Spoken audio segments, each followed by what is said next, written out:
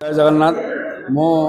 EPS 95 pensioners association Ganjam जिलार सभापति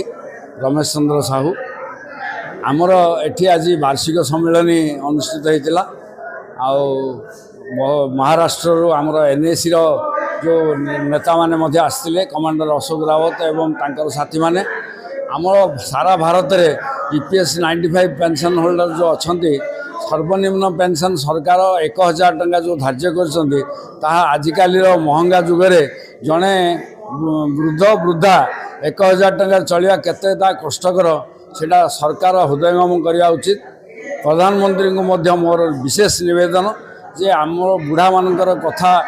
को टे हृदयंगम करी आमर पेंशन 7500 प्लस डीए व्यवस्था करले समस्ते साधारणतः भाव में अंततः बंची पारे ता सागरे आम चिकित्सा सुविधा जोटा सरकार जोगाउं आयुष्मान भारत सेटा जो 70 वर्ष पर लोक आयुष्मान भारत कर 60 वर्ष करले समस्ते उपकृत हो पारते। तेणु मोर सरकार केंद्र सरकार पाखे राज्य सरकार विशेष विशेष निवेदन जे दयाकोरी आम बुढ़ा बुढ़ी मानकर आत्मनिर्भर भाव में बचापी बोली जो आम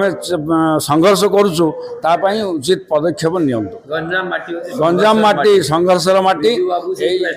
विजू बाबू आसते आमर ब्रह्मपुर गत जो भूतपूर्व चीफ मिनिस्टर विनायक आचार्य से जन्म होते तेणु से माटी आम बहु कष्ट कर सबू सभ्य मान एकत्रित कर संघर्ष में सामिल करूँ। समस्ते प्राय परिणत बयस अच्छा तेणु केतेक सभ्य चलवा बुलवा कष्ट हेतु आसीपारि ना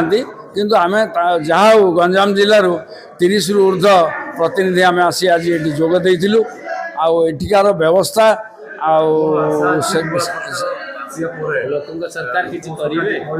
आशा